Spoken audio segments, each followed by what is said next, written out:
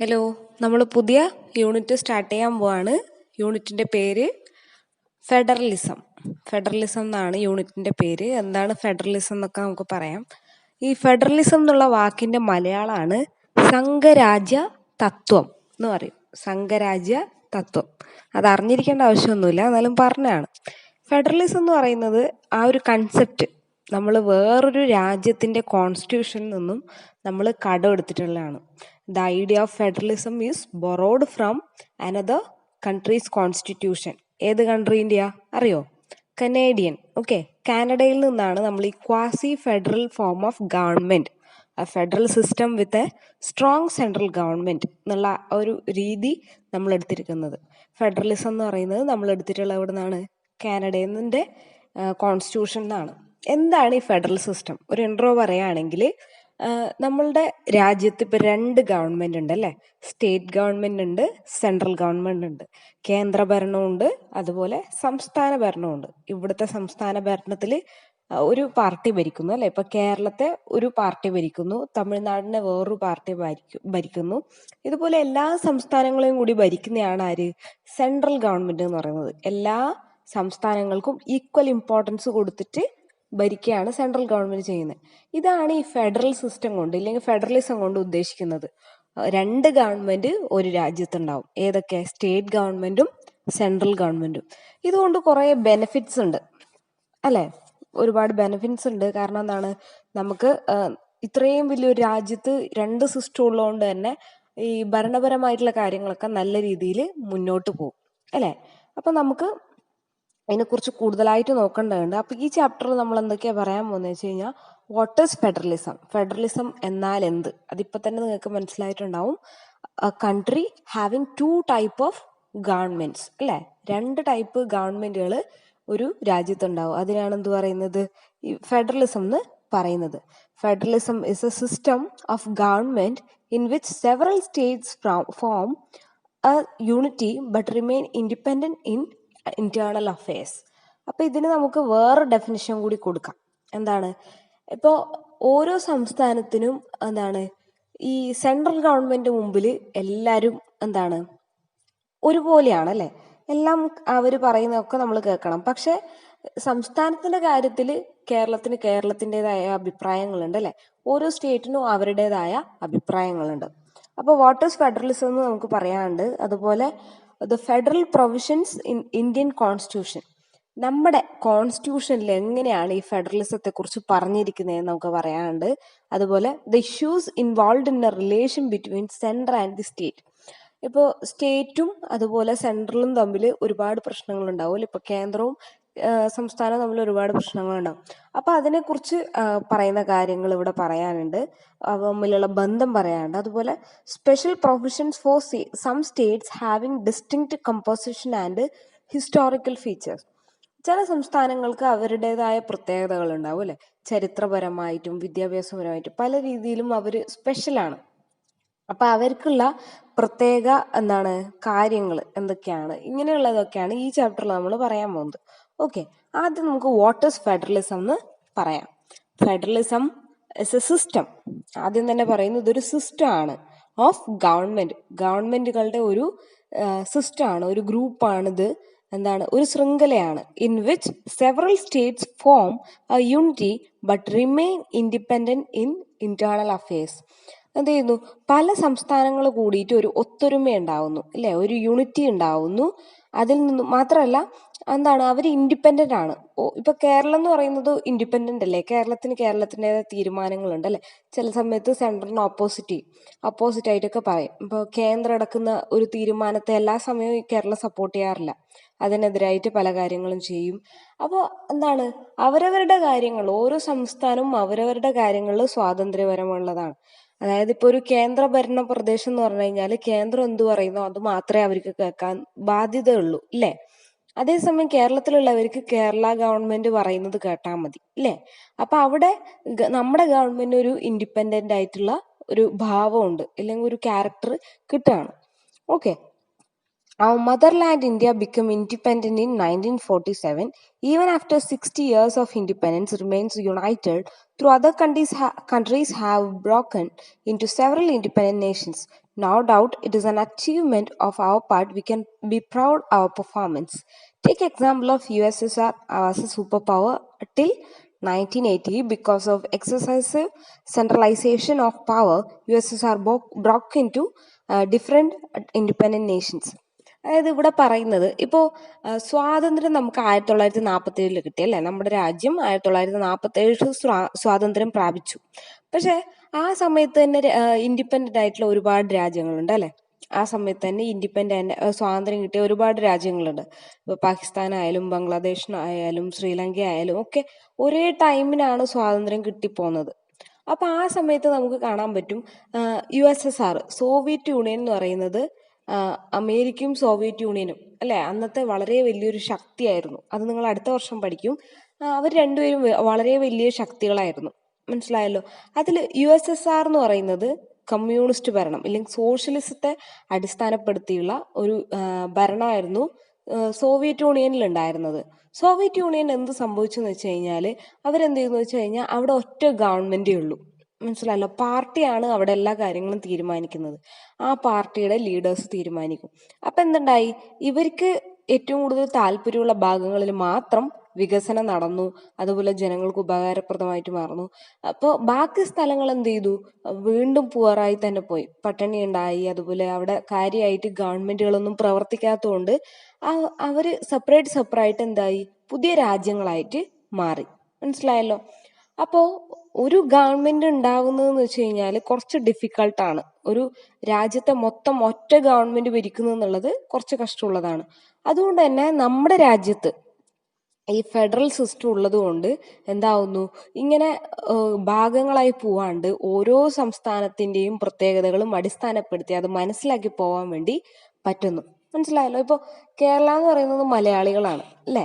മലയാളികൾക്ക് ഇപ്പൊ കേരളം എന്ന് പറയുമ്പോൾ ഒരു അഭിമാനമാണ് അല്ലെ. നമ്മൾ കേരളൈറ്റ്സ് ആണ് എന്ന് പറയുമ്പോൾ ഒരു അഭിമാനമാണ്. അതുപോലെ നമുക്ക് ഇന്ത്യ എന്ന് പറയുമ്പോഴും ഒരു അഭിമാനമാണ് അല്ലെ.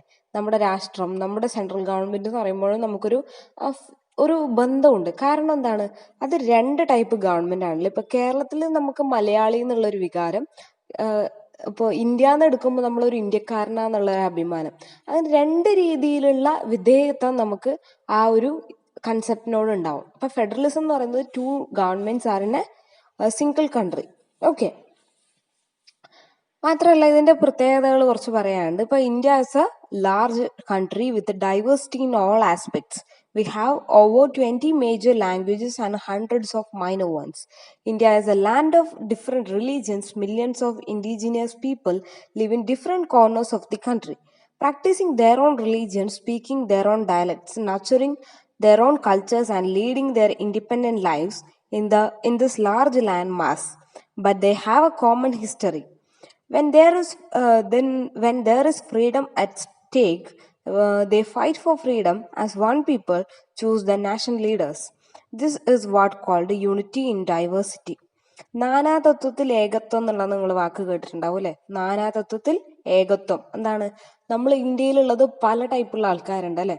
ഇപ്പോ ബംഗാളികളുണ്ട് അല്ലെ, നമ്മൾ ബംഗാളികൾ എന്ന് വിളിക്കുന്ന ആൾക്കാരുണ്ട്, തമിഴന്മാരുണ്ട്, കന്നഡക്കാരുണ്ട് അല്ലെ, സിഖുകാരുണ്ട്. ഇങ്ങനെ ഓരോരുത്തരുടെയും കൾച്ചറും ഭാഷയും ഒക്കെ വ്യത്യാസമാണ്. ഇപ്പോൾ നമ്മുടെ രാജ്യത്ത് തന്നെ എത്രത്തോളം ഭാഷകളുണ്ട്. നമ്മുടെ നോട്ടിൽ തന്നെ 15 ഭാഷകൾ എഴുതിയിട്ടുണ്ട്. അത് അവർ ആക്സെപ്റ്റ് ചെയ്തിട്ടുള്ളതാണ്. അതല്ലാതെ എത്ര ഭാഷകളുണ്ട്. അപ്പൊ ഇതൊക്കെ വെച്ച് നോക്കുമ്പോൾ നമ്മുടെ നാട് എന്ന് പറയുന്നത് വ്യത്യസ്തതകൾ കൊണ്ട് വളരെ പ്രത്യേകതയുള്ളതാണ് അല്ലേ. അപ്പൊ അതുകൊണ്ട് തന്നെ എല്ലാവരും ഒരേപോലെ കാണേണ്ടതിന്റെ ആവശ്യവും വളരെ ഇമ്പോർട്ടൻ്റ് ആണ്. Federalism is a system of government that has evolved differently in different situations. It is not a set of fine rules and regulations which are strictly followed by the people. Depending on the environment available, federalism is a system that evolves from circumstances. Here, American idea of federalism differs from German, Russian or Indian federalism. ഇപ്പൊ federalism എന്ന് പറയുന്നത് ഓരോ സാഹചര്യത്തിനനുസരിച്ച് മാറുന്നാണ് പറയുന്നത്. ഇപ്പോ നിങ്ങൾക്ക് concept മനസ്സിലായെന്ന് വിചാരിക്കുന്നു. ഒരു രാജ്യത്ത് തന്നെ രണ്ട് രീതിയിലുള്ള ഗവൺമെന്റ് ഉണ്ടാവുകയാണെങ്കിൽ അതിനെയാണ് ഫെഡറലിസം എന്ന് പറയുന്നത്. മനസ്സിലായല്ലോ, സ്റ്റേറ്റും സെൻട്രലും. ഓക്കെ, ഇനി നമ്മുടെ കോൺസ്റ്റിറ്റ്യൂഷനിൽ എങ്ങനെയാണ് ഈ ഫെഡറലിസത്തെ കുറിച്ച് പറഞ്ഞിരിക്കുന്നതെന്ന് നോക്കാം. നമ്മുടെ ഇവിടെ ഉള്ളത് ശരിക്കും ഒരു ഫെഡറലിസം അല്ല, കുറച്ച് വ്യത്യാസങ്ങളുണ്ട്. എന്നൊക്കെയാ നോക്കാം. A federal nation is one in which the governments function independently both at the central and state level with regard to division of powers. അപ്പോൾ കേന്ദ്രത്തിന് പ്രത്യേക അധികാരങ്ങളുണ്ട് അല്ലേ, കുറച്ച് പ്രത്യേക അധികാരങ്ങളുണ്ട്. ബില്ലുകൾ പാസ്സാക്കാൻ, നിയമങ്ങൾ ഉണ്ടാക്കാൻ, നിങ്ങൾക്ക് തന്നെ അറിയാം അല്ലെ. കഴിഞ്ഞ കുറേ ചാപ്റ്റേഴ്സിൽ നമ്മൾ പഠിച്ചു സ്റ്റേറ്റിന്റെ ഡ്യൂട്ടി എന്താണ്, അതേപോലെ സെൻട്രലിന്റെ ഡ്യൂട്ടി എന്താണ്. അപ്പൊ സെൻട്രലിന് സെൻട്രലിൻ്റെതായ പ്രത്യേകതകളുണ്ട് അല്ലെ. സെൻട്രൽ നോക്കുന്നത് ഒരു സംസ്ഥാനത്തിന്റെ കാര്യം മാത്രമല്ല, നമ്മുടെ നാട്ടിലുള്ള 29 സംസ്ഥാനങ്ങളുടെയും പ്രധാനപ്പെട്ട കാര്യങ്ങൾ നോക്കുന്ന ആരാണ്, അവർക്ക് വേണ്ടി പൈസയൊക്കെ കൊടുക്കുന്ന ആരാണ്, അതൊക്കെ നമ്മുടെ സെൻട്രൽ ഗവൺമെന്റ് ആണ് അല്ലേ. അതുപോലെ സ്റ്റേറ്റ് ഗവൺമെന്റിനും ഒരുപാട് ഡ്യൂട്ടീസ് ഉണ്ട്. സ്റ്റേറ്റിലെ ജനങ്ങളെ നോക്കുക. ഇപ്പൊ കേരളത്തിൻ്റെതായ ജോലികളുണ്ട് അല്ലെ. ഇവിടുത്തെ റോഡ് പണി, പാലം പണി, ഇങ്ങനെയുള്ളതൊക്കെ നമ്മുടെ നാടിന്റെ ആവശ്യമാണ്. അതുപോലെ നമ്മളുടെ ജനങ്ങളുടെ സുരക്ഷ ഉറപ്പുവരുത്തുക, നല്ല ഫുഡ് കൊടുക്കുക, ഇങ്ങനെയുള്ള ജീവിത നിലവാരം മെച്ചപ്പെടുത്തുക എന്നുള്ളതൊക്കെ. അപ്പൊ രണ്ട് ഡ്യൂട്ടീസ് ഉണ്ട്. അപ്പൊ ഇവര് തമ്മിലൊരു പരസ്പര സഹകരണം, ഒരു കോപ്പറേഷൻ വേണം അല്ലെ. They should have A corporation between state and the centre. കാരണം എന്താ, അതില്ലെങ്കിൽ എന്തായി പോവും, അവിടെ ശരിക്കും ഒരു വികസനം നടക്കില്ല. ഇപ്പൊ ഒരു പുതിയതായിട്ട് ഒരു റോഡ് വരികയാണെന്ന് വിചാരിച്ചോ, അതിൽ കേന്ദ്ര ഫണ്ട് ഉണ്ടാവും, സംസ്ഥാന ഫണ്ട് ഉണ്ടാവും അല്ലെ.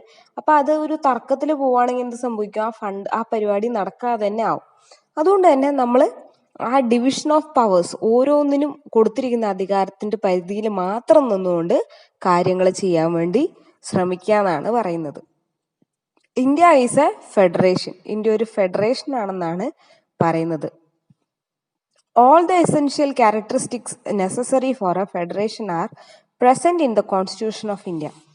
Like every federation, there is two-tier system of government, division of governmental authority between center and the states, and a distribution of powers are enumerated in a written and rigid constitution. There is a federal court to settle disputes arising between the center and states. അപ്പോൾ എല്ലാ രാജ്യത്തുള്ള മിക്ക രാജ്യങ്ങളിലുള്ള federal system പോലെ തന്നെ ഇവിടെയും എന്താണ്, രണ്ട് സിസ്റ്റം ഉള്ള ഒരു 2-tier ഗവൺമെന്റ് ആണ് നമ്മുടെ നാട്ടിലുള്ളത്. മാത്രമല്ല ഇതിനെക്കുറിച്ച് എന്തൊക്കെയാണ് ഒരു സ്റ്റേറ്റിന്റെ പവേഴ്സ്, അതുപോലെ സെൻട്രലിന്റെ പവേഴ്സ് കൃത്യമായിട്ട് നമ്മുടെ എഴുതി വെച്ചിട്ടുള്ള ഭരണഘടനയിൽ ഉണ്ട് എന്നാണ് പറയുന്നത്. ഇതുപോലെ തന്നെ ഫെഡറൽ കോടതികൾ എന്ന് പറഞ്ഞിട്ട് ഒരു സാധനമുണ്ട്, ഫെഡറൽ കോർട്ട്. അതിന് പ്രത്യേകതയുണ്ട്. കാരണം എന്താ, അവരിൽ കോർട്ടിലാണ് ഇവർ തമ്മിലുള്ള സ്റ്റേറ്റ് സെൻട്രൽ ആയിട്ടുള്ള പ്രശ്നങ്ങൾ സോൾവ് ചെയ്യപ്പെടുന്നത്. Settling disputes in the federal court. ആരൊക്കെ തമ്മിലുള്ള, between the central and the States. Okay, മനസ്സിലായല്ലോ. അടുത്ത നമുക്ക് പറയാനുള്ളത് the important aspect of this decision. അപ്പൊ ഇതിന്റെ പല ആസ്പെക്ട്സും പറയാനുണ്ട് നമുക്ക്. ഇതിൽ പ്രധാനമായിട്ട് പറയാനുള്ളത് എന്തൊക്കെയാണ് ഒരു കോൺസ്റ്റിറ്റ്യൂഷൻ പ്രകാരം നമ്മുടെ ഈ ഡൈവേഴ്സിറ്റി നിലനിർത്താൻ വേണ്ടി, ഇല്ലെങ്കിൽ നമ്മുടെ ഈ വ്യത്യസ്തതകൾ നിലനിർത്താൻ വേണ്ടി കോൺസ്റ്റിറ്റ്യൂഷനിൽ ഫെഡറൽ സിസ്റ്റത്തെ കുറിച്ച് പറഞ്ഞിരിക്കുന്നത് നോക്കാം. ഒന്ന്, ഡിവിഷൻ ഓഫ് പവർ. അതായത് ഭരണത്തിന്റെ ഒരുപ്പോ നടക്കുന്ന കാര്യങ്ങളുണ്ടാവുമല്ലോ, പവേഴ്സ് എന്ന് പറഞ്ഞാൽ യൂണിയൻ ലിസ്റ്റ്, സ്റ്റേറ്റ് ലിസ്റ്റ്, അതുപോലെ കൺകറന്റ് ലിസ്റ്റ് എന്നൊക്കെ നിങ്ങൾ കേട്ടിട്ടുണ്ടാവും. ഇതിൽ പറയുന്ന കാര്യങ്ങളെ എന്താണ്, അവരവരുടെ പവേഴ്സിന്റെ അടിസ്ഥാനത്തിൽ കൊടുക്കാം. മനസ്സിലായല്ലോ. ഇപ്പൊ ഇന്ത്യൻ ആർമി എന്നുള്ള കാര്യം, അതുപോലെ എയർപോർട്ടിന്റെ കാര്യങ്ങൾ, ഇതൊക്കെ നോക്കുന്ന ആരാണ്, സെൻട്രൽ ആണ്. അതേസമയം നമ്മുടെ നാട്ടിലുള്ള കാര്യങ്ങൾ നോക്കുന്ന ആരാണ്, സ്റ്റേറ്റ് ആണ്. അപ്പോൾ ഓരോ പവറും ഓരോ അധികാരങ്ങളും എന്താണ് വേർതിരിച്ച് കൊടുത്തിട്ടുണ്ട്. മാത്രമല്ല രണ്ടാമത്തത് supremacy of written and rigid constitution.